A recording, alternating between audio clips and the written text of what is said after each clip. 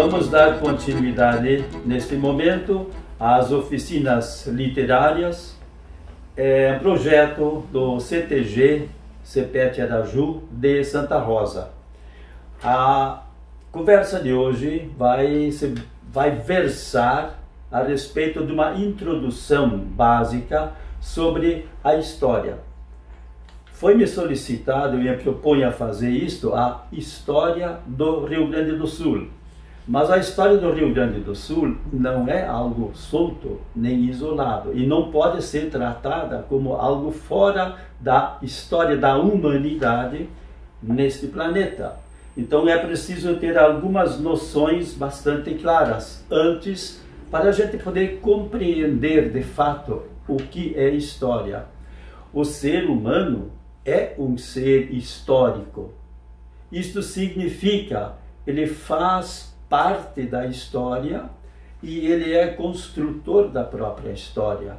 O ser humano, como indivíduo, constrói a sua própria história individual e como coletivo, como humanidade ou como nação, o ser humano constrói a sua história como tal, nacionalidade ou até humanidade.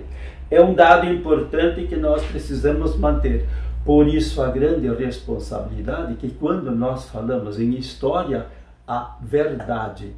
É preciso ser dito a verdade, somente a verdade e toda a verdade. Senão nós distorcemos e aí a coisa não tem como funcionar. Importante, a sociedade atual é resultado do nosso passado. Existe um ditado francês que diz assim: o presente está carregado do passado e prenhe do futuro.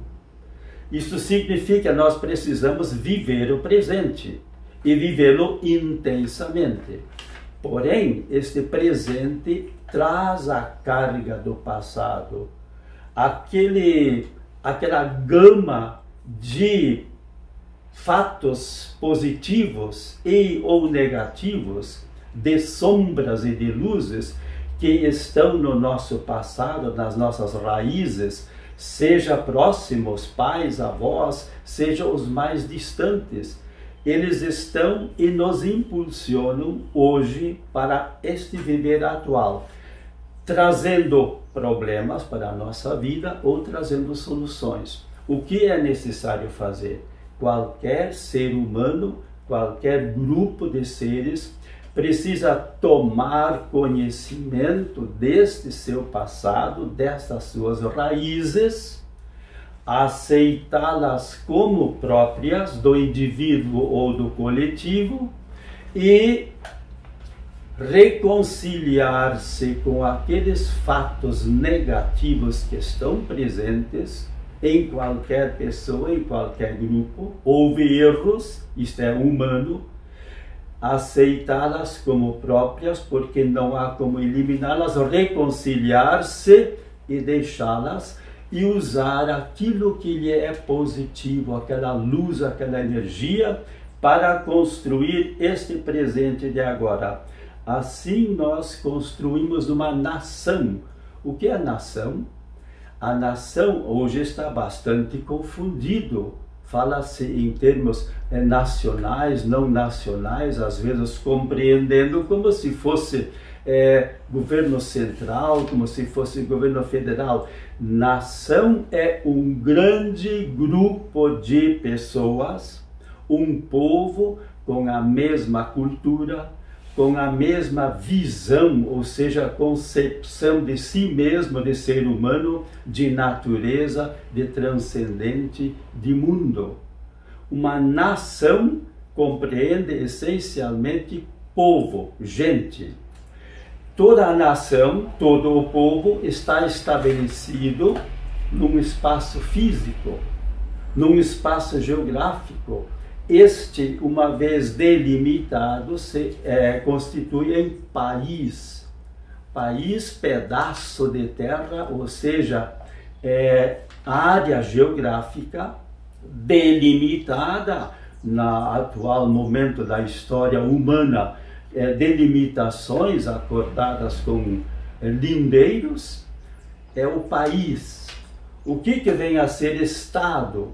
Estado é este povo sediado neste espaço geográfico que se organiza em termos de convivência coletiva, em termos de administração coletiva, em termos de governo coletivo, Estado. Por isso nós falamos no Estado brasileiro, falamos em chefe de Estado, depende do sistema de governo, até se distingue chefe de Estado e chefe de governo. Então nós temos nação, povo, num espaço geográfico país, organizado em forma de Estado, e agora, quem administra, quem rege este Estado, que é abstrato, aí entra aquilo que nós chamamos de governo. São pessoas que estão, por um ou outro motivo, de uma ou outra forma, colocados para administrar esta convivência deste coletivo. Aí nós temos a forma monárquica, um rei por hereditariedade, temos o imperador, ou temos, como no caso do Brasil, um sistema republicano, que se caracteriza pela separação dos três poderes necessários para reger uma coletividade. O governo republicano, basicamente, foi instituído pela Revolução Francesa, lá na França, em 1789, famosa aquela data, 14 de julho, quando ocorreu a chamada queda da Bastilha, quando foi tomada pelos revolucionários aquela grande prisão do governo do rei, chamada Bastilha. E chamar a atenção para nós aqui em Santa Rosa, município sede do CEPET Araju, chamava-se Colônia Santa Rosa. Chamava-se Colônia 14 de julho, 14 de julho. Por que 14 de julho? Porque foi fundada no dia 14 de julho, no dia em que se comemora a queda da Bastilha na Revolução Francesa. As pessoas também não sabem disso.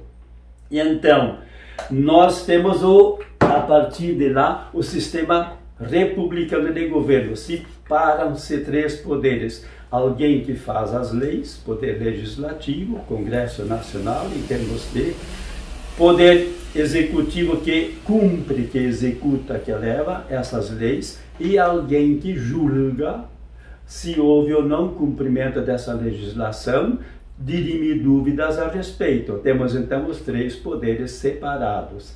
Então, dentro desta situação, deste tipo, nós precisamos agora estudar história. E a nossa história é a do Rio Grande do Sul. Mas o Rio Grande do Sul está fazendo parte de um país chamado hoje Brasil. Mas não foi sempre Brasil. Aqui existe população há mais de 2000 anos. Habitantes com cultura e muitas nações. Hoje no Brasil nós temos cerca de 20 nações. Além da nação brasileira, que é constituída por todos os provenientes basicamente da Europa ou dos outros países do mundo, que é a grande miscigenação. O que caracteriza a nação brasileira é a proveniência de muitas culturas diferentes que hoje constituem uma, é a brasileira.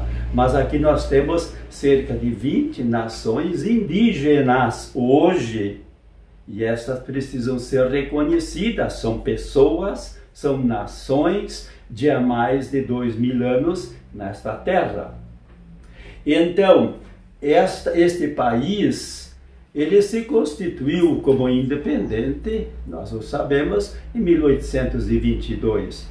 No entanto, o europeu veio para esta parte do planeta, que denominaram de América, em 1492. Cristóvão Colombo, espanhol, lá pelo centro da América, entre sul e norte da América Central.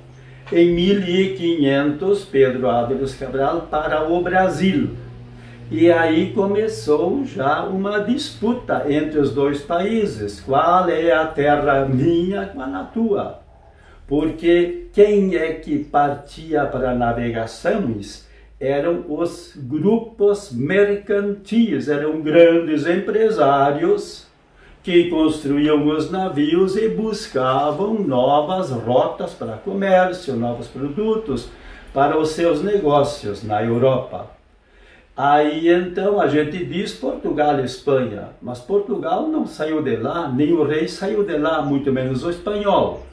Quem saía eram os empresários que contratavam as pessoas especializadas para navegação e vinham. Tanto assim que um grupo dirigidos ou a partir de Espanha vieram para a América Central e portugueses para cá. Aí começou a disputa entre qual é a porção de terra que eu exploro e qual é a que tu exploras. Não se entenderam. Em 1449 se reuniram com o Papa e houve então a intermediação dele e o entendimento, e assinaram um tratado chamado Tratado de Tordesilhas, cuja linha reta de sul a norte passa hoje, aliás, sempre passou, por aquilo que se chama hoje de Laguna, próximo a Florianópolis, em Santa Catarina.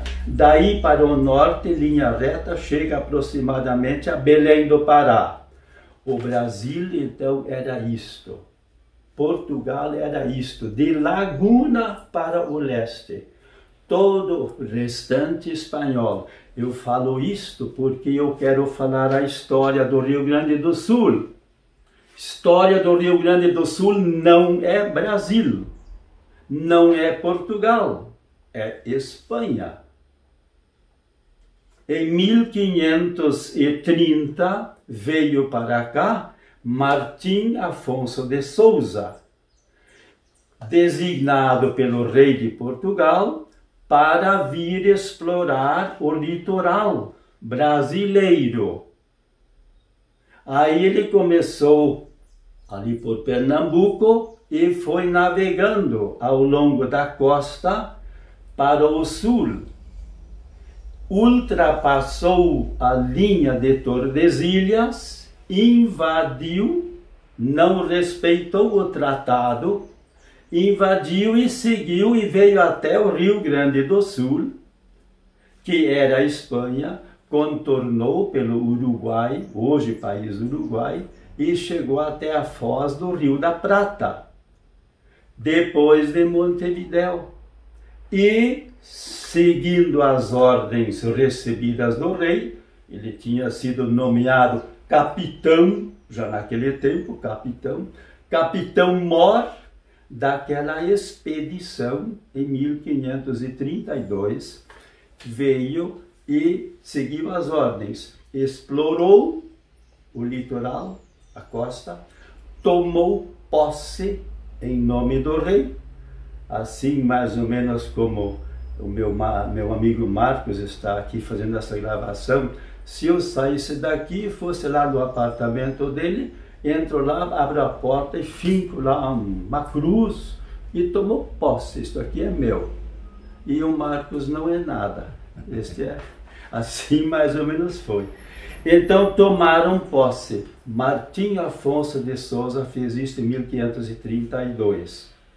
Retornando, ele foi para o litoral paulista e dividiu já naquela ocasião todo o Brasil em partes, traçando linhas de leste a oeste.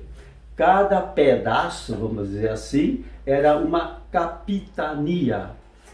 era uma porção deste Brasil que era entregue a um capitão, doado de presente por parte do rei.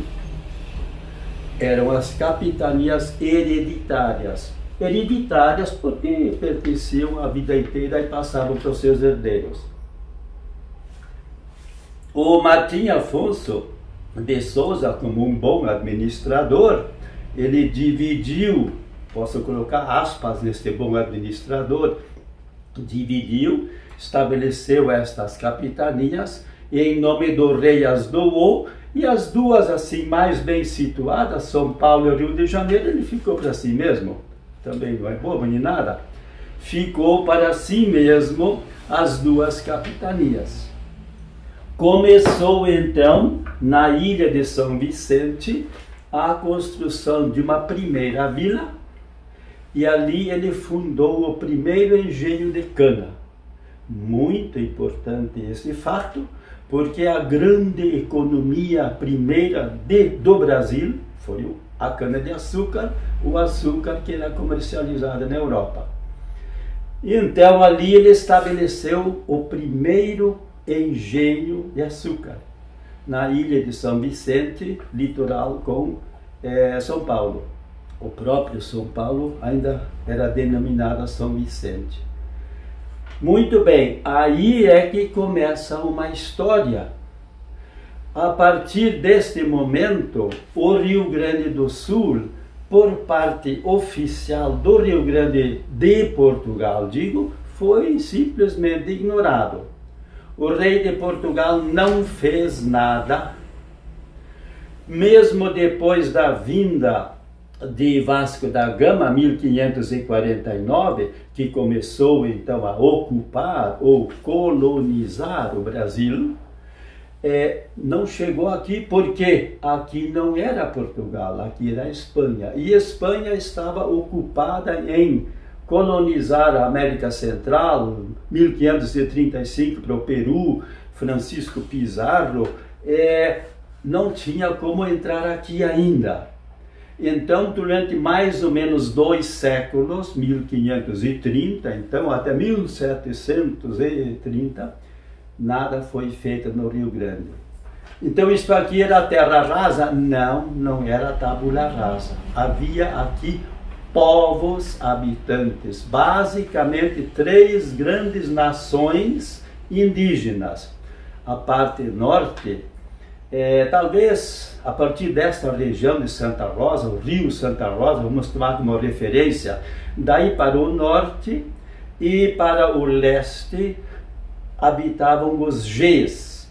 Os Gês eram grandes coletores. A base de vida, de subsistência deles era a coleta, principalmente do pinhão, os grandes pinheirais neste norte e a região da Serra, pinheirais, então o pinhão que usavam para diversas formas de alimento, inclusive farinha, faziam disto. Eles eram grandes cesteiros. As cestas, veja, hoje nós temos aqui grupos, porque os Gês é a grande nação, mas se dividem em grupos menores, um deles os coroados, que são os que nós vemos hoje por aqui, caingangues, também outros grupos, e eles se dedicavam muito a este trabalho artesanal dos cestos. Eles também precisavam abrigar-se do frio, é uma região fria, então eles tinham um tecido, e faziam um tecido até de vegetais, deste caraguatá, existe hoje, a gente colhe até para fazer xaropes, as farmácias fazem um excelente xarope, do caraguatá e outras práticas. Viviam basicamente em grupos de 150 a 250 pessoas, sempre com um cacique, um chefe e diversos outros. Presente alguém chamado pajé, que cuidava da saúde das pessoas e tinha também sua fama de explicar as crenças e tudo mais. A parte central do estado, mais ou menos entre este rio Santa Rosa aqui, até o rio Ibicuí e o rio Uruguai, então, era habitado pelos Guarani, e esses que nos interessam muito. Os Guaranis eram grupos que também viviam em aldeias, em grupos menores, cerca de 400 a 600 pessoas, onde havia um cacique, havia outros chefes menores, alguém que organizava as caças, outro que cuidava da agricultura e assim por diante. Este grupo de dirigentes formava um conselho que era a administração deste grupão, dessa tribo também pode se chamar. Havia sempre o pajé, um senhor muito poderoso, porque ele tinha conhecimentos de saúde, curava as pessoas, ele explicava como é que era a concepção de além de Deus ou tudo mais. Todos eles, aquilo que é próprio do ser humano, acreditavam em alguém. Nós falamos em Deus, eles não falavam assim, mas tinham esta visão. Até quando Antônio de Ruiz de Montoya, o sacerdote das missões do Guairá, ele foi entrar em contato e foi buscar profundo conhecimento, tanto quanto possível, da concepção deles, e ele disse, eles falam Nhamandu, o grande silêncio, é o grande silêncio. Um dia o grande silêncio se manifestou em forma de som, Tupã, Tupã, o trovão. Entre este Tupã, o trovão, e o silêncio se estabeleceu uma relação, Tupã-si. E daí surgiu depois o pequeno Tupã, o Tupi. Tupi, temos os indígenas tupis, os homens. O Tupi é o homem, Tupã é Deus. O grande silêncio, Tupã, Tupã-si, seria uma forma de perceber a Santíssima Trindade. O padre falou para quem tem hoje essa concepção religiosa. Mas interessante, está presente no ser humano. Eles eram principalmente, agora diferente um pouco dos Gs, agricultores, caçadores e pescadores. A forma de sobrevivência era essa. A caça era organizada sob o comando de um chefe e muito cuidadosamente praticada. A princípio só se matava o animal macho, porque é preciso garantir a procriação, a continuidade desses animais. A pesca era praticada e era praticada a agricultura. O Guarani tinha uma agricultura bastante avançada, considerando a circunstância do tempo e deles. Por exemplo, o milho que estava conhecido na América toda, o México lá, o país, né? O Peru, os grandes cultivadores, os incas, né?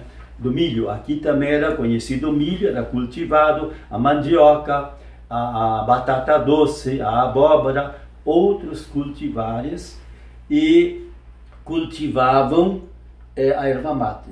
A erva mate era colhida, coletada, guardada em fardos, e foi o primeiro elemento de troca, depois a erva mate, por outras mercadorias que aos poucos foram precisando. Os espanhóis depois vinham do Paraguai para cá e até escravizavam, como os bandeirantes, os indígenas e faziam-nos carregar fardos e fardos de erva mate para a Assunção do Paraguai. E exigiam, tinha que carregar, cada índio carregar igual ao seu peso. Se ele pesava 60 quilos, tinha que carregar 4 arrobas, 4 vezes 15. Então, esta foi a forma. No entanto, para o sul, mais havia os pampianos. Pampianos, também depois chamados Tape. Tape em si é a região, ou mais especificamente o caminho. O Guarani usava a expressão tape para o caminho para a roça, porque eles faziam as suas lavouras, os Guarani, em pequenas roças no meio do mato. A coivara era a derrubada do mato e a queimada, coivara, formavam a roça. Mas era uma roça que era cultivada, por exemplo, 1 ano ou 2, e daí era deixada e se cultivava outra, e depois outra, para que aquela primeira se recuperasse. Então tinha sempre uma em capoeira. E havia um caminho, um tape, que conduzia até lá. Hoje em Santa Rosa temos este belíssimo trabalho feito pela prefeitura e tal, o Tape Porã, esta trilha de caminhada no terreno que era da via férrea antigamente, Tape Porã, caminho bonito, vem lá do indígena do Guarani. Ao sul, mais a partir do rio Ibituí, do Rio Grande do Sul para o sul, viviam os pampianos. Ali diversos grupos, também charruas e outros grupos, viviam mais na base de caça também, e no momento possível a criação de gado começou depois também por aí. 3 grupos. O fato é o seguinte, nada Portugal fazia oficialmente aqui, entre esses povos. Em São Paulo, surgiram imediatamente, depois de Martim Afonso de Souza, muitos engenhos de cana. Grandes empresários se uniam e formavam as empresas de cultivo do açúcar, da exportação do açúcar. Porém, um grande problema, mão de obra. Quem vai fazer lavouras de cana? Quem vai plantar cana, colher cana, limpar cana para fazer açúcar? Não havia mão de obra. Então, a escravização. Aí formaram firmas, empresas grandes, chamadas bandeiras, e estas bandeiras, a empresa era uma SA, vendiam ações, alguns proprietários vendiam ações, e estas empresas, com cerca de 100, 120 homens, saíam à caça do indígena para prendê-lo, escravizá-lo e levá-lo para São Vicente, vendê-lo como bois e como vacas para as lavouras da cana-de-açúcar. É famoso um governador do Paraguai, Césteres, Antônio Césteres. Entre Paraguai e entre Espanha e Portugal, no Tratado de Tordesilhas, já havia uma cláusula que proibia trilhas, caminhos do mar para o interior. O Césteres não respeitou isto e abriu uma trilha, mais ou menos de Foz do Iguaçu a São Vicente, São Paulo. E por aí ele vinha, porque ele tinha uma namorada no Rio de Janeiro, a tal de Ana não sei o que de Sá. E aí, num dado momento, o governador veio e casou com essa senhora Ana, que recebeu como dote diversos engenhos de cana. Então é interessante, o útil e o agradável, né? Ele casou e ela recebeu. Então o governador de Assunção do Paraguai tinha engenhos de cana em São Paulo. Aí era muito interessante este caminho aberto antes, porque por aí se entrava para buscar este índio. Então ele se associou a uma empresa, a uma bandeira dessas, cujo dono, presidente, diretor dessa bandeira, dessa empresa, era um senhor chamado Antônio Raposo Tavares. Ele era presidente da Câmara de São Paulo. É outro fato que chama a atenção. Presidente da Câmara de São Paulo é o dono dessa empresa. O Césteres, governador de Assunção, entrou nesta sociedade participou. E aí o Raposo Tavares, este presidente da Câmara, ele veio para as reduções jesuíticas, primeiro lá no Guaíra, e levar todos os indígenas que já sabiam trabalhar. Uma vez ele levou cerca de 20.000 a pé até São Paulo para vendê-los aos outros donos do engenho e para o seu próprio engenho. Depois, este mesmo presidente da Câmara de São Paulo, o Raposo Tavares, veio para o Rio Grande do Sul. Aqui, depois vamos ver esses fatos mais de perto, assassinou o padre Cristóvão de Mendonça e levou de uma vez 6.000 indígenas para vendê-los lá. É a escravatura no Brasil. Dentro deste aspecto assim, isto caminhou em termos extraoficiais. Em 1500 e o que? Foi isto, 48, se não me engano, em Portugal, Espanha e Portugal se uniram e tiveram um rei só. Aí ficou mais fácil porque a violação do Tratado de Tordesilhas agora não tinha, o tratado não tinha propriamente sentido porque era um reino só. Aí houve essas grandes invasões por parte extraoficial, por parte dos bandeirantes. Foi algo horroroso que aconteceu. Quando depois novamente houve a separação dos dois países na Europa, aí então Portugal começou a assumir e em 1736 oficialmente vieram os primeiros militares de Santa Catarina para o Rio Grande do Sul, entrando pelo canal de Rio Grande e chegando até onde hoje é a cidade de Rio Grande, que dá acesso depois à Lagoa dos Patos e daí para o interior. Aí sim começa a ocupação oficial por parte de Portugal desta área do Rio Grande do Sul, ainda violando o Tratado de Tordesilhas, porque houve a invasão do Rio Grande do Sul, oficialmente. Antes ela ocorreu, mas eram empresas que faziam, oficialmente não valia.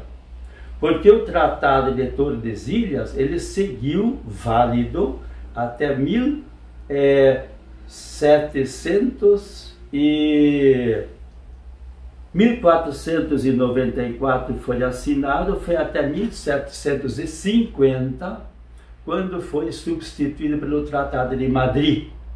No próximo vídeo, vamos falar dessa próxima história, que são as reduções jesuíticas.